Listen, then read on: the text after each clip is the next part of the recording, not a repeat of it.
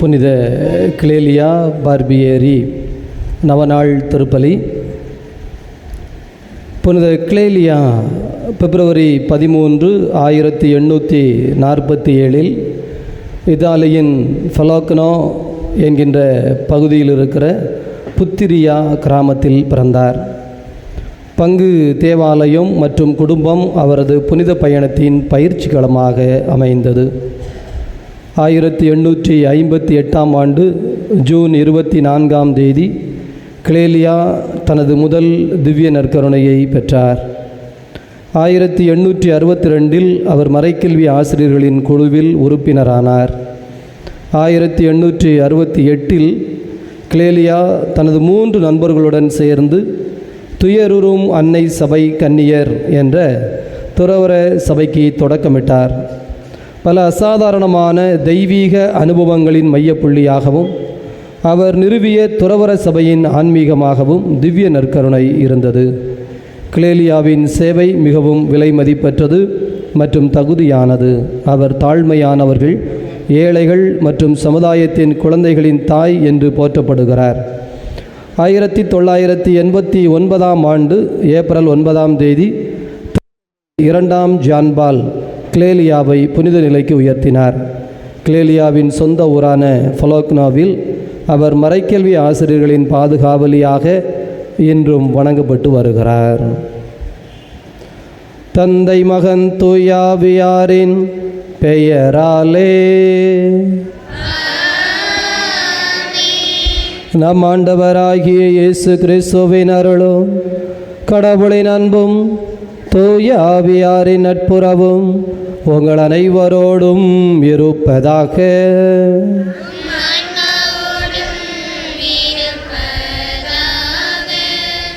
இத்திருப்பலியில் நம்மோடு இணைந்து சுரண்டை லூர்து அருள்ராஜ் குடும்பத்தில் கிறிஸ்துவில் மரித்த சுசையா, மேரி கற்பகத்தாய், பத்மாவதி என்கின்ற அருள் பாத்திமா இவர்களது ஆன்ம இளைப்பாற்றிக்காகவும் குழந்தைகள் பேரக்குழந்தைகளுடைய வாழ்வை ஆண்டவர் நிறைவில் வழிநடத்த வேண்டும் என்பதற்காகவும் உடலுள்ள சுகத்திற்காகவும் ஜெபிக்கிறார்கள். நாமும் இறையருள் பெற்றுக்கொள்வதற்காக ஜெபிப்போம். தடையாக இருக்கிற குற்றம் குறைகளை நினைத்து மனம் வருந்தி மன்னிப்பு கேட்போம். எல்லாம் வல்ல இறைவனிடமும்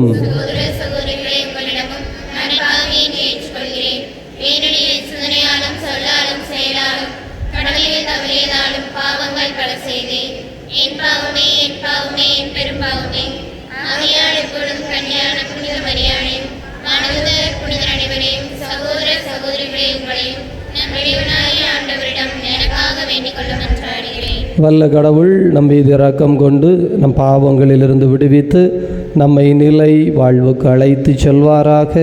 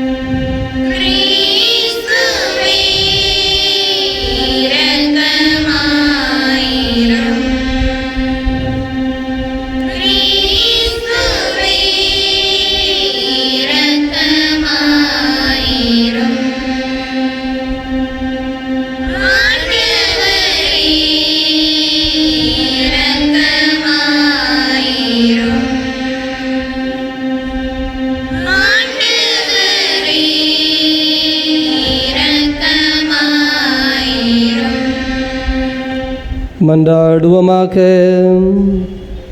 இதய அமைதியே இறைவாம், கருணைக்கும் ஜபத்திற்கும் முன்மாதிரியாக புனித கிளேலியா பார்பியேரியை புனித கத்தோலிக்க திரு அவைக்கு தந்தீரே. உண்மையான பணிவு மற்றும் அன்பின் முன்மாதிரியான கிறிஸ்துவை பின்பற்றி நாங்களும் விண்ணக வீட்டிற்கு தகுதி பெறுவோமாக.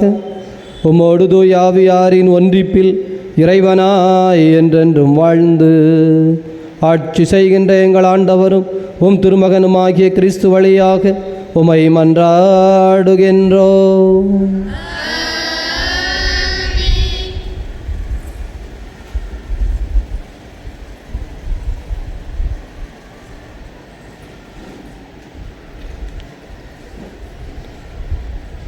முதல் வாசகம்.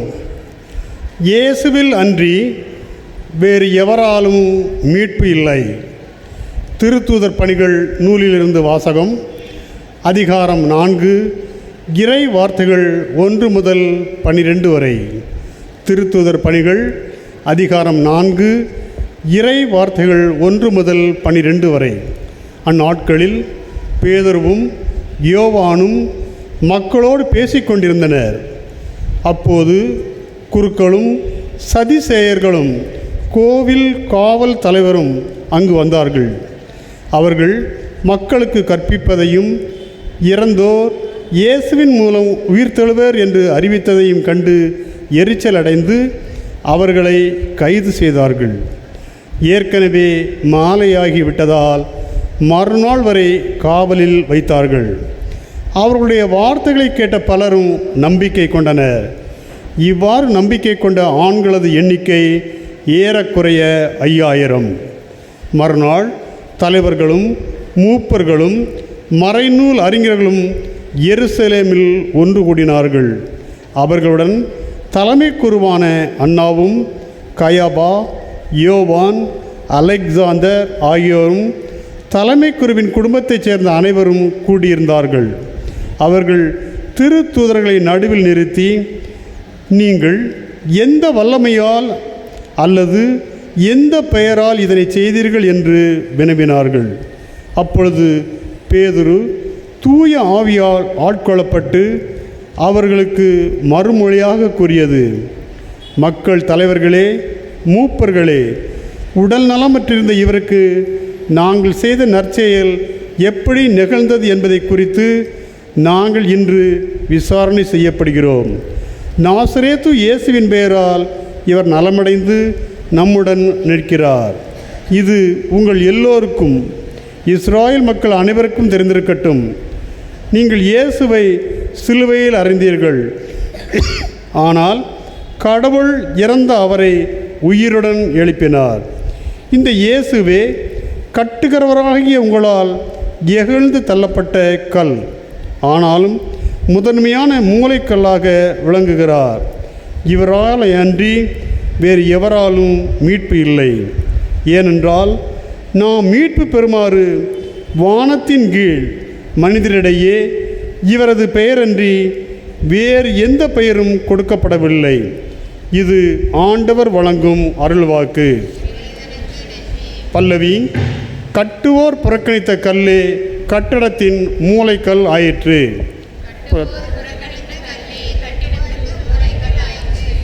ஆண்டவருக்கு நன்றி செலுத்துங்கள், ஏனெனில் அவர் நல்லவர். என்றென்றும் உள்ளது அவரது பேரன்பு, என்றென்றும் உள்ளது அவரது பேரன்பு என இஸ்ராயேல் மக்கள் சாற்றுவார்களாக. என்றென்றும் உள்ளது அவரது பேரன்பு என ஆண்டவருக்கு அஞ்சுவோர் அனைவரும் சாற்றுவார்களாக. பல்லவி.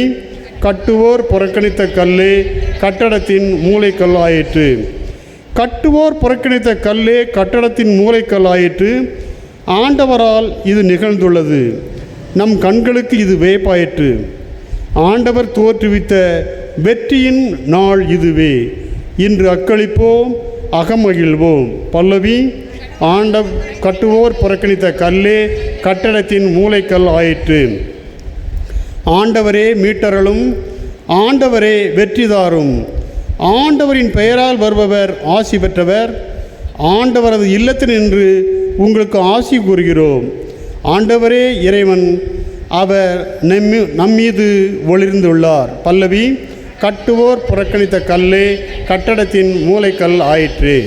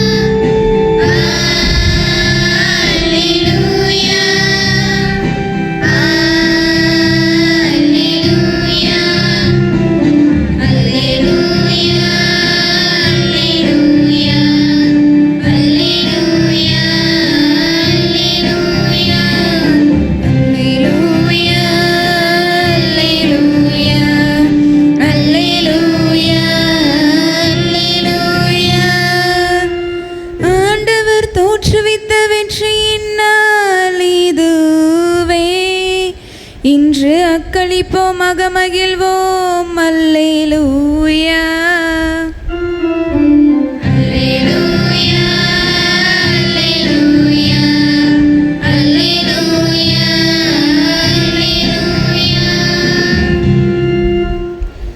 ஆண்டவர் உங்களோடு இருப்பாராக.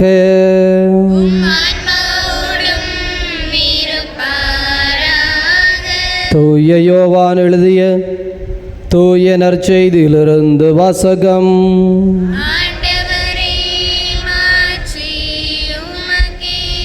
தூய யோவான் எழுதிய தூய நற்செய்தி 21வது அதிகாரம். ஆண்டவருடைய வார்த்தைகள் 1 முதல் 14 முடிய. அக்காலத்தில் இயேசு தம் சீடருக்கு திபேரிய கடல் அருகே மீண்டும் தோன்றினார். அவர் தோன்றியது இவ்வாறு: சீமோன் பேதுரு, திதிம் எனப்படும் தோமா, கலிலேயாவில் உள்ள கானாவை சார்ந்த நத்தனையில், ஜெபதேயுவின் மக்கள் ஆகியோரோடு இயேசுவின் சீடர்களுள் வேறு இருவரும் கூடியிருந்தனர். அப்போது சீமோன் பேதுரு அவர்களிடம், நான் மீன் பிடிக்கப் போகிறேன் என்றார். அவர்கள், நாங்களும் உம்மோடு வருகிறோம் என்று போய் படகில் ஏறினார்கள். அன்று இரவு அவர்களுக்கு மீன் ஒன்றும் கிடைக்கவில்லை. ஏற்கனவே விடியற்காலை ஆகியிருந்தது. இயேசு கரையில் நின்றார். ஆனால் அவர் இயேசு என்று சீடர்கள் அறிந்து கொள்ளவில்லை. இயேசு அவர்களிடம், பிள்ளைகளே, மீன் ஒன்றும் படவில்லையா என்று கேட்டார். அதற்கு அவர்கள், இல்லை என்றார்கள். அவர், படகின் வலப்பக்கத்தில் வலை வீசுங்கள், மீன் கிடைக்கும் என்று அவர்களிடம் கூறினார். அவர்களும் அவ்வாறே வீசினார்கள். மீன்கள் மிகுதியாய் அகப்பட்டதால் அவர்களால் வலையை இழுக்க முடியவில்லை.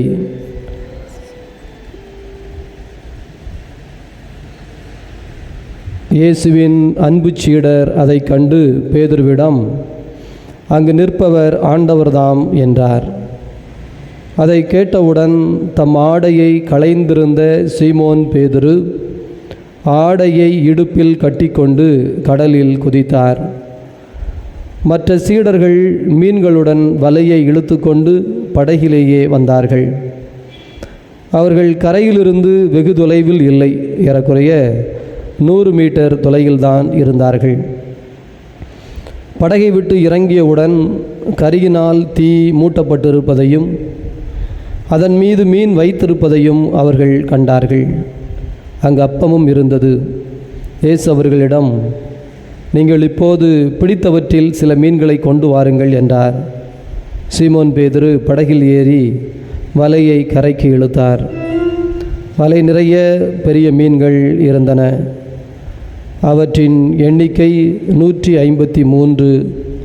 இத்தனை மீன்கள் இருந்தும் வலை கிழியவில்லை. இயேசு அவர்களிடம், உணவருந்த வாருங்கள் என்றார். சீடர்களுள் எவரும், நீர் யார் என்று இயேசுவிடம் கேட்க துணியவில்லை.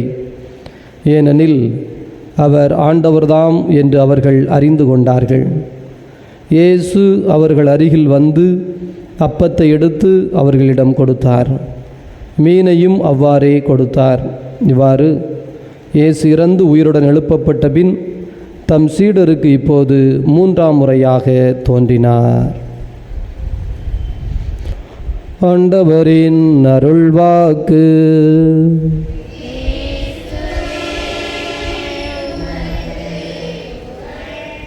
நற்செய்தி வாக்கினால் நம் பாவங்கள் அகல்வனவாக. இயேசுவில் நல்லவர்களே, ஆண்டவருடைய அன்பு நிறைந்த குழந்தைகளே, தவக்காலம் 40 நாட்களையும் இயேசுவினுடைய இந்த சிலுவை பயணத்தில் பாதையில் நாம் பங்கெடுத்து கொண்டாடினோம். குறிப்பாக வாழ்வில் இந்த இழிநிலைகள், துன்ப நிலைகள், துயர நிலைகள் வருகிற பொழுது அவற்றை எப்படி சந்திக்க வேண்டும், அவற்றை என்ன செய்ய வேண்டும் என்கின்ற அடிப்படையிலே அந்த தியானங்கள் நமக்கு அமைந்திருந்தன. இப்போது இந்த 40 நாட்கள் இயேசுவினுடைய விண்ணேற்பு பெருவிழா வரை நமக்கு கொடுக்கப்படுகிற செய்தி என்னவென்றால், அந்த உயிர்த்த ஆண்டவரிடம் இந்த சீடர்கள் ஏனையவர்கள் எப்படி உறவு கொண்டார்கள், அது இன்று வரை எப்படி கடந்து வந்திருக்கிறது. இந்த நற்செய்தி வாசகத்திலே இயேசுவின் சீடர்கள் உயிர்த்தபின் இயேசுவோடு எப்படி உயிர்நிலையில் உறவு கொண்டார்கள். பிரியமானவர்களே, அறிவு நிலை என்பது ஒரு எல்லை வரை நமக்கு உதவும். அதற்கு அடுத்து எங்கே ஒரு உணர்வு பூர்வமான அன்பு பிணக்கம் இருக்கிறதோ அதுதான் அடுத்த கட்டத்திற்கு நகரும். அது உலகத்தில் உறவு முறைகளாக இருந்தாலும் சரி, அல்லது இந்த விஞ்ஞானங்களாக இருந்தாலும் சரி, அல்லது நாம் செய்கின்ற பொருளாதார வளர்ச்சி முறைகளாக இருந்தாலும் சரி, எதுவாக இருந்தாலும் சரி, ஆண்டவருடைய அன்பு குழந்தைகளே, எல்லா கோட்பாடுகளிலும் ஆரம்பம் அறிவின் நிலை, அதை தொடர்ந்து அன்பின் நிலை, மூன்றாவது கட்டம் உயிரின் நிலை. இந்த இயேசு கிறிஸ்து உயிர்த்த பிறகு சீடர்களுக்கும் இந்த ஏனைய மக்களுக்குமான அந்த உறவிலே இந்த 3 கட்டங்கள் வளர்ந்து கொண்டே இருக்கிறது. 3 கட்டங்களும் வளர்கிறது. முதல் கட்டம், இயேசு உயிரோடு இருந்த பொழுது அறிவுரைகளை சொல்லுகிறார், நிறைய போதனைகள். அந்த போதனையின் காலகட்டம் மனமாற்றத்தின் காலகட்டம் அல்ல, அறிவு நிலையின் காலகட்டம். அது ஒரு ஆரம்ப கட்டம், அவ்வளோதான். ஏன்னா இன்னைக்கு கூட பாருங்கள், நற்செய்தி சொல்லுகிறது, முதல் வாசகம் சொல்லுகிறது, இயேசு கிறிஸ்துவை பற்றி பேசிய இந்த சீடர்களால் 5000 பேர், அன்று மட்டும் 3000 பேர் செவ்வாய்க்கிழமை வாசகத்தில் வாசித்தோம். அதே போல பெந்தகோஸ்தே திருநாளிலே இந்த சீடர்கள் பேசியதை கேட்டு இதோ ஆயிரக்கணக்கில். அப்போ யோசித்து பாருங்க, இயேசு கிறிஸ்து பேசிய பொழுது இல்லாத ஒரு காரியம் இந்த சீடர்கள் பேசிய பொழுது நடக்கிறது என்று சொன்னால் அங்கே உயிர்நிலை தொடர்பு இருக்கிறது. அறிவு நிலை தொடர்பு தாண்டி, அறிவு நிலை அறிவிப்பு தாண்டி, உணர்வு நிலையில் ஒரு உரையாடுகின்ற நிலை தாண்டி, மனிதர்களுடைய ஆன்மா தூய ஆவியால் தொடப்படுகிற இந்த கட்டம் உண்டு. அது கணவன் மனைவி உறவாக இருந்தாலும் சரி, ஒரு திருமணம் புதிதாக முடிக்கிறார்கள், அல்லது ஒரு குழந்தையை ஒரு பள்ளிக்கூடத்தில் கொண்டு போய் சேர்க்கிறீர்கள், அந்த குழந்தை அந்த பள்ளியிலே முதலாக போய் சேர்கிறது, 6ஆம் வகுப்பிற்கு என்று வைத்துக் கொள்ளுங்களேன்.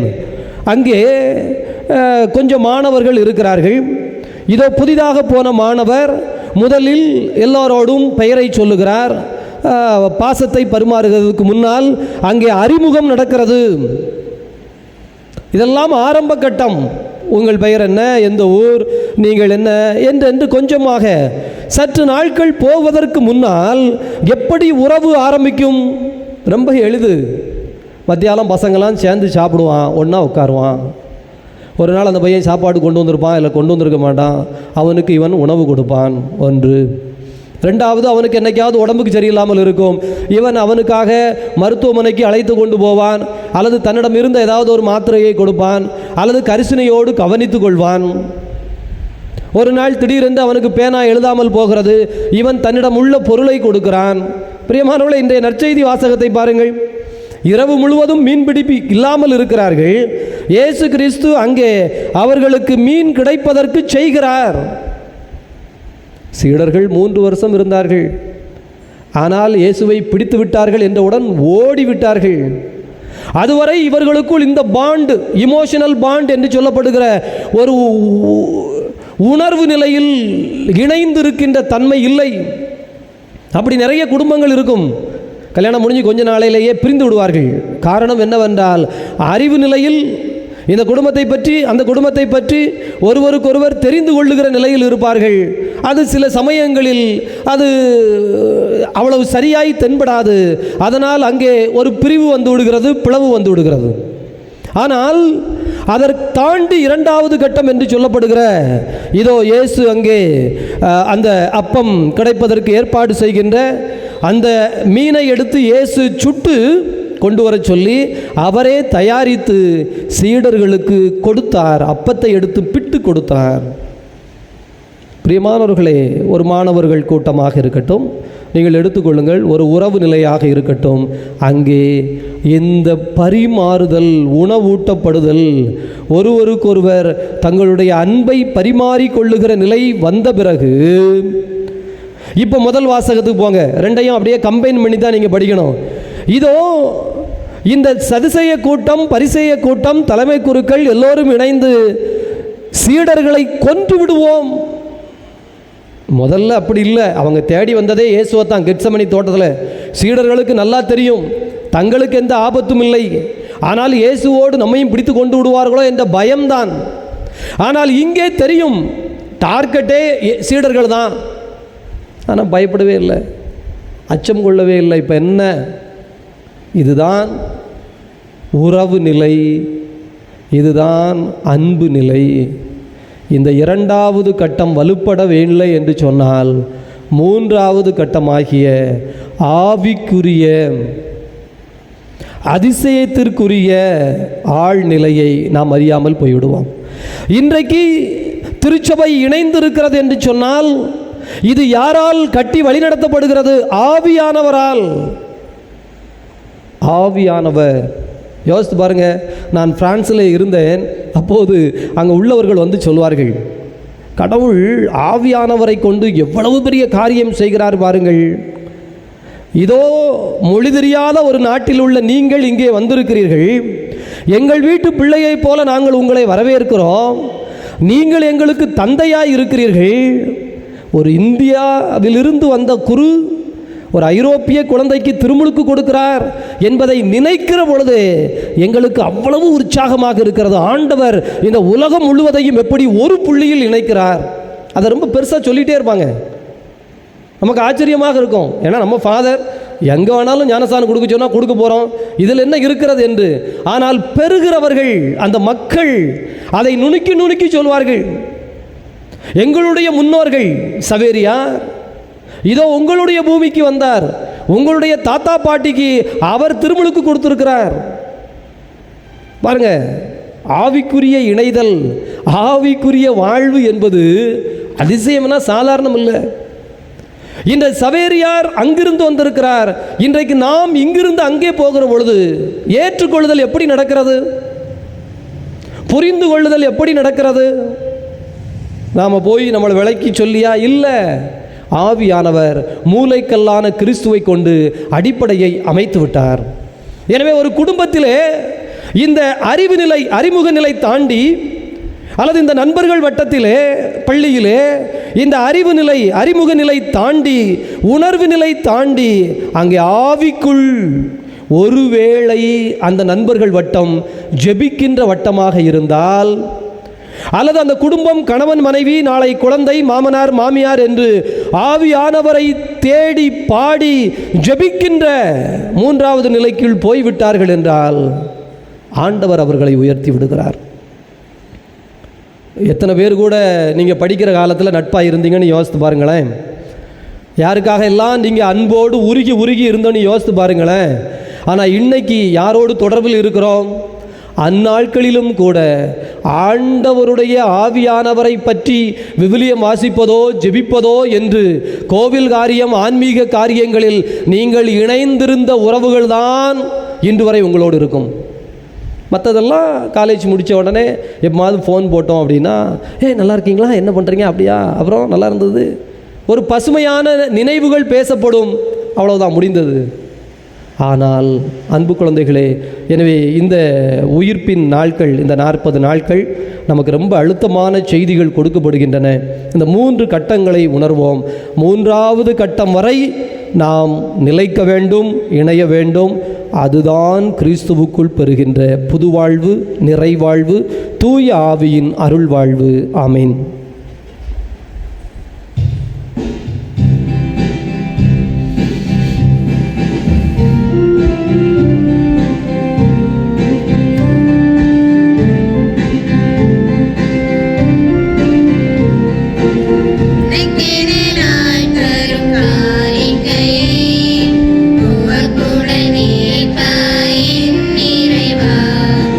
உனக்கென நான் தரும் காணிக்கையை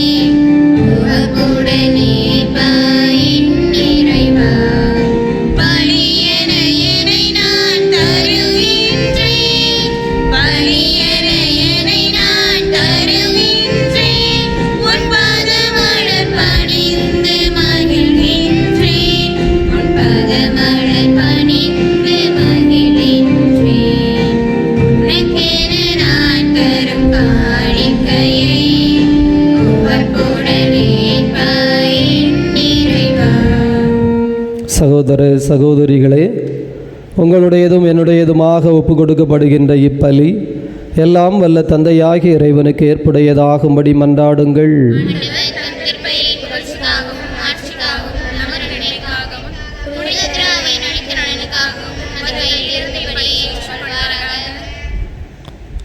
இதய அமைதியே இறைவா, புனித கிளேலியா நினைவாக நாங்கள் ஒப்பு கொடுக்கிற காணிக்கைகளை கண்ணோக்குவீராக. புனித வியாகுல அன்னையைப் போல உமது திருமகனின் பாடுகளில் நாங்கள் பங்காளிகளாய் மாறுவோமாக. ஆண்டவராகிய கிறிஸ்து வழியாக உமை மன்றாடுகின்றோம். ஆண்டவர் உங்களோடு இருப்பாராக.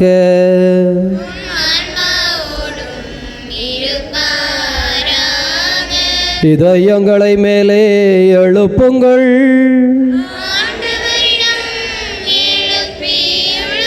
நம் இறைவனாகிய ஆண்டவருக்கு நன்றி கூறுவோம்.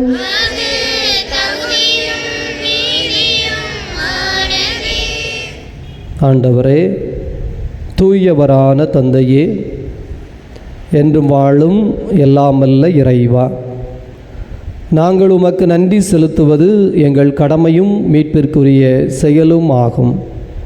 ஏனெனில் புனிதர்களின் திருக்கூட்டத்தில் நீர் ஒருவரே புகழப்படுகிறீர். அவர்களின் பேருபலன்களுக்கு ஏற்ப நீர் வெற்றி வாகை சூட்டும் பொழுது உமது அருள் கொடைக்கே மணிமுடி சூட்டப்படுகிறது. அவர்களுடைய வாழ்க்கை நெறி எங்களுக்கு எடுத்துக்காட்டாகவும் அவர்களோடு உள்ள உறவு ஒன்றிப்பு எங்களுக்கு தோழமையாகவும் அவர்களது பரிந்துரை எங்களுக்கு பேருதவியாகவும் இருக்க நீரே எங்களுக்கு அருளுகிறீர். இவ்வாறு இத்தகைய திரளான சாட்சிகளால் நாங்கள் உறுதி பெற்று வாழ்க்கை போராட்டத்திலே தோல்வியுறாது நிலைத்து நின்று அழியாத மாட்சியின் முடிவை அப்புனிதர்களோடு எங்கள் ஆண்டவராகிய கிறிஸ்து வழியாக பெற்று மகிழ்வோமாக. ஆகவே விண்ணகத் தூதரோடு இணைந்து போற்றி புகழ்ந்து அக்களித்து நாங்கள் பாடுவதாவது: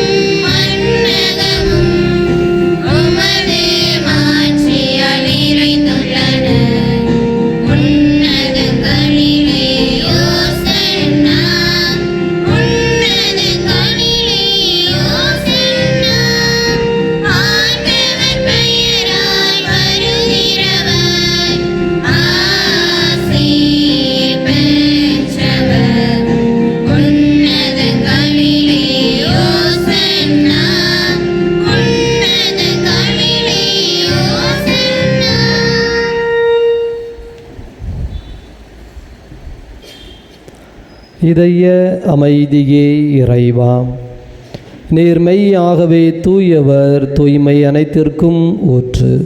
ஆகவே உம்முடைய தூய ஆவியை பொழிந்து இந்த அன்பு குழந்தைகள் அத்தனை பேரையும் இந்த அப்பரச காணிக்கைகளையும் புனிதப்படுத்த வேண்டுமென உம்மை தாழ்மையுடன் மன்றாடுகிறோம்.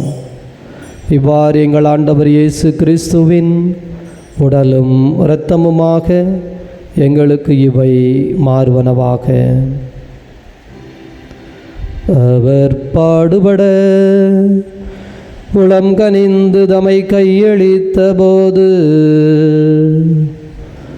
அப்பத்தை எடுத்து நன்றி செலுத்தி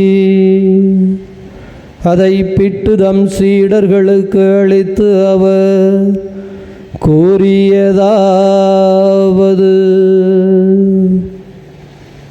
அனைவரும் இதிலிருந்து பெற்று உண்ணுங்கள்,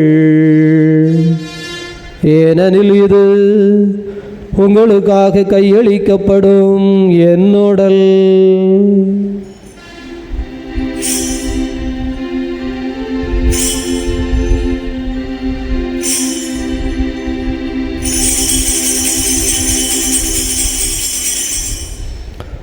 அவ்வண்ணமே இரவு விருந்தை அருந்திய பின் கிண்ணத்தை எடுத்து மீண்டும் உமக்கு நன்றி கூறி தம் சீடர்களுக்கு அளித்து அவர் கூறியதாவது: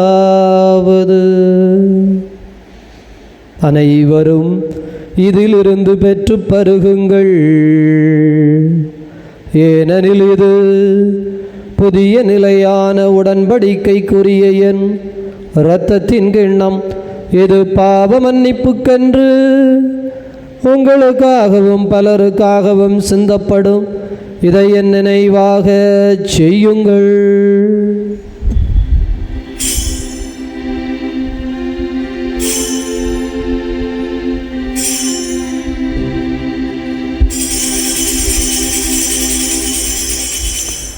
நம்பிக்கையின் மறைபொருள்.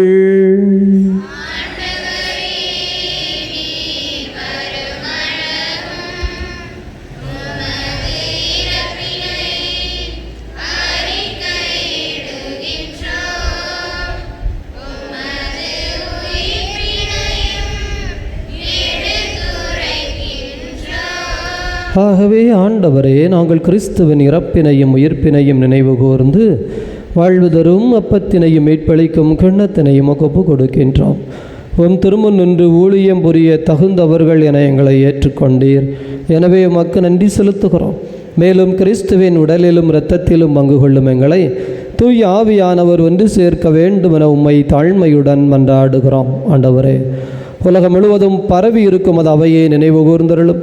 சிறப்பாக எங்கள் திருத்தந்தை பிரான்சிஸ் எங்களாயிரம் அந்தோணிச்சாமி மது அன்பின் குழந்தைகள் அனைவரையும் தெய்வீக அன்பினால் நிறைவு பெறச் செய்தருளும்.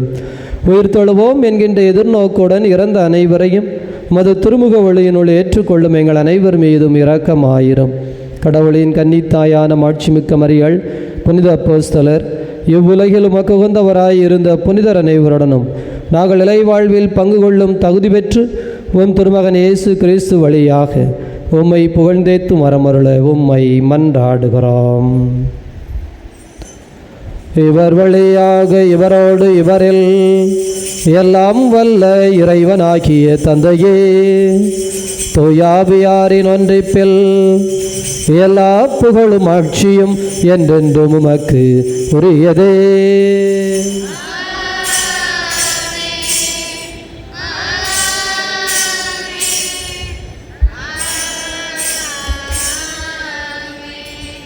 நம் ஆண்டவர் இயேசு கிறிஸ்து ஜெபிக்க கற்றுக் கொடுத்தார். இணைந்து ஜெபிப்போம்.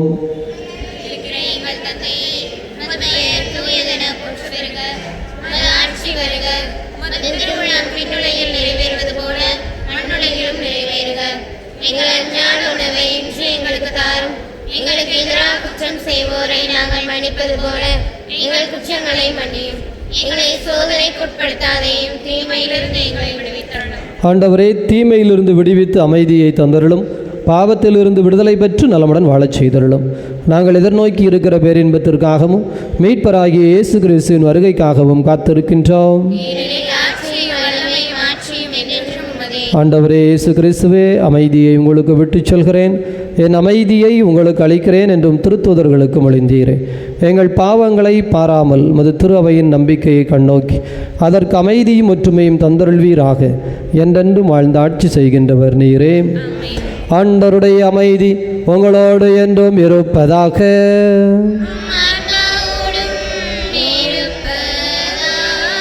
ஒருவருக்கொருவர் ஆண்டவர் தருகின்ற அமைதியை மகிழ்ச்சியோடு அறிவித்துக் கொள்வோம். உலகின் பாவங்களை போக்கும் இறைவனின் செம்மறியே, எங்கள் மேல் இரக்கமாயிரும். உலகின் பாவங்களை போக்கும் இறைவனின் செம்மறியே, எங்கள் மேல் இரக்கமாயிரும். உலகின் பாவங்களை போக்கும் இறைவனின் செம்மறியே, எங்களுக்கு அமைதி அளித்தருளும். இதோ இறைவனின் செம்மறி, இவரே உலகின் பாவங்களை போக்குகின்ற தெய்வம். இந்த தெய்வத்தினுடைய விருந்துக்கு அழைக்கப்பட்டிருக்கிற நாம் அனைவரும் பேர் பெற்றவர்கள்.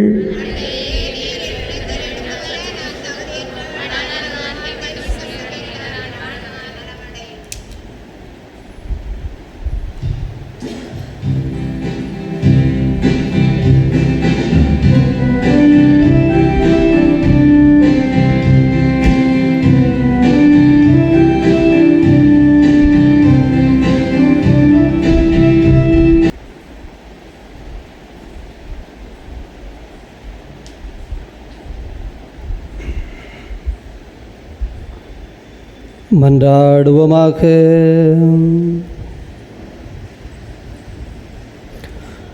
இதய அமைதியே இறைவா, நாங்கள் உட்கொண்ட இத்திருவிருந்தின் ஆற்றலால் எங்கள் இதயங்களை புதுப்பித்தருளும்.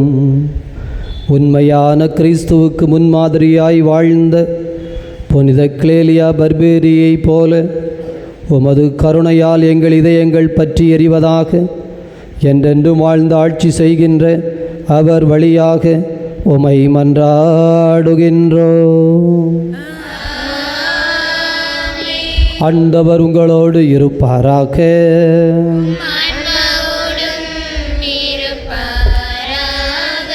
வல்ல கடவுள் தந்தை, மகன், தூயாவியார் உங்கள் அனைவரையும் நிறைவாக ஆசீர்வதிப்பாராக.